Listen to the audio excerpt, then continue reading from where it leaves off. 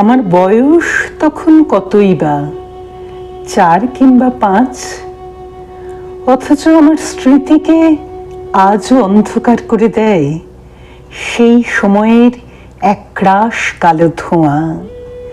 কুণ্ডলি পাকিয়ে পাকিয়ে যে ধোঁয়া আকাশে মিলিয়ে যাচ্ছিল। আমাদের বাড়ির শেষ প্রান্তে বুড়ো বটগাছটার নিচে দাঁড়িয়ে সবাই ভিড় করে সেই ধোঁয়া দেখছিল। আমিও মায়ের কোলে চড়ে সেই ধোঁয়া দেখছিলাম।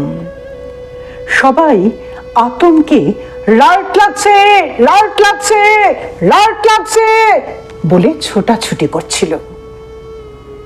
এবং তার কদিন পরেই সদ্য বিবাহিত দাদা বৌদির সঙ্গে আমাকে কলকাতায় পাঠিয়ে দেওয়া হয়েছিল। আমি ছেড়ে এসেছিলাম আমার মাকে, আমার বাবাকে। আমি ছেড়ে এসেছিলাম আমাদের সেই বুড়ো বটগাছ, টিনের চালাওয়ালা, গোবর লেপা বেড়ার ঘর, বাড়ির পেছনের পুকুর, পুকুর পাড়ের নোনা গাছ এবং আমার প্রিয় কাজলা দিদিকে। ছেড়ে এসেছিলাম আমার মাতৃভূমিকে, আমার জন্মভূমিকে।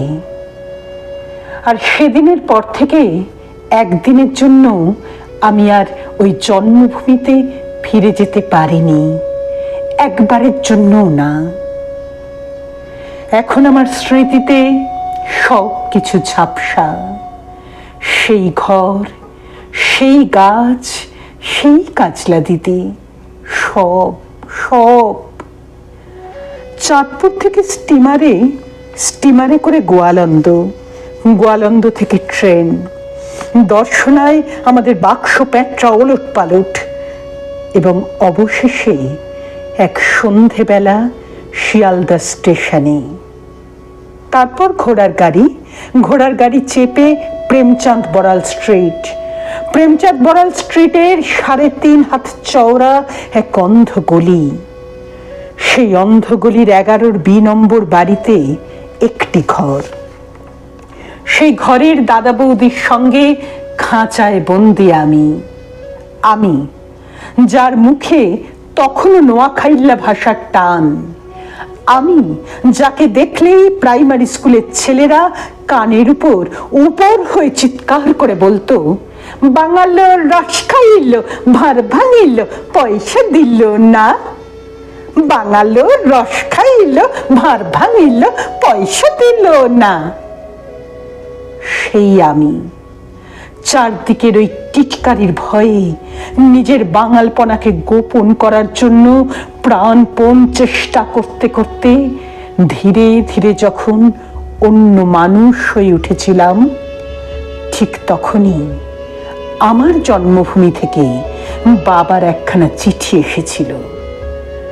সবাই সে চিঠি নিয়ে জোরে জোরে আলোচনা করছিল এবং আমি শুনেছিলাম ঢাকায় নাকি গুলি চলেছে। গুলি! বহু বছর পরে জেনেছিলাম সেই গুলি চলেছিল তাদের উপর যারা আমাদের মাতৃভাষা বাংলার মর্যাদা রক্ষা করতে ওপার বাংলায় লড়াই শুরু করেছিল। শুনেছিলাম তারা নাকি পুলিশের বন্দুকের সামনে জামার বোতাম খুলে চিৎকার করে গাইছিল, ওরা আমার মুখের কথা কাইরা নিতে চায়, ওরা আমার মুখের কথা কাইরা নিতে চায়।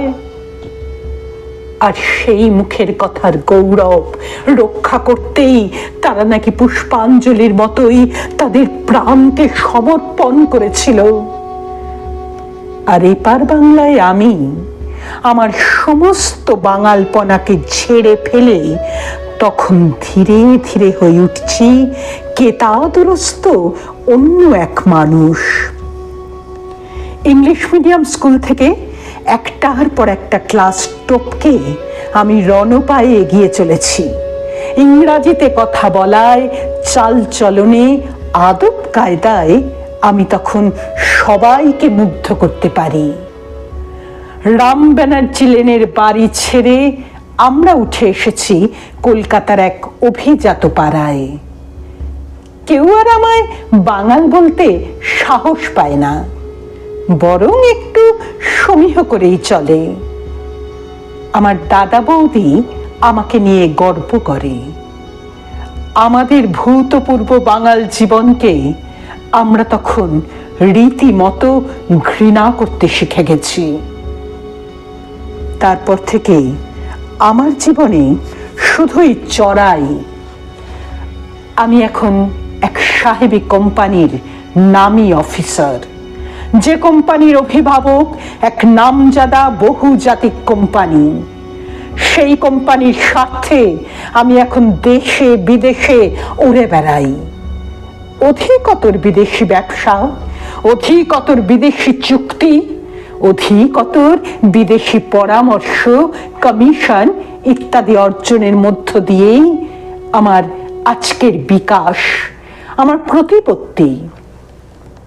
আমার ছেলেমেয়েরা আমাকে ড্যাডি বলে ডাকে, মাকে মাম্মি। আমার মতো ওরাও এখন শুদ্ধ করে বাংলায় কথা বলতে পারে না, শুদ্ধ করে লিখতে পারে না মাতৃভাষায় কয়েকটা লাইন। আমার ছেলে মেয়েদের কাছে বাংলা ভাষা একান্তই বিদেশি।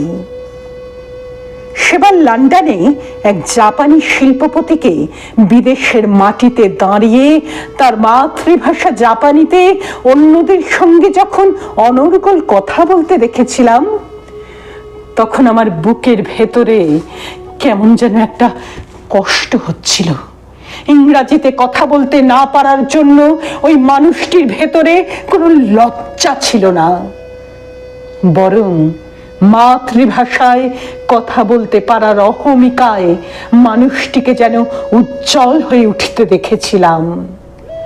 আমার ভেতরে সেই অভিজ্ঞতার যন্ত্রণা একটা কান্না হয়ে গুমড়ে গুমড়ে উঠছিল। আমার মনে হচ্ছিল আমার কোনো মাতৃভূমি নেই, আমার কোনো মাতৃভাষা নেই। আমি যেন এক শিকড়বিহীন চিরবিদেশী। তাই মাতৃভাষার জন্য যারা জীবন দেয় তারা কেমন মানুষ আজ আমার ভীষণ জানতে ইচ্ছে করে।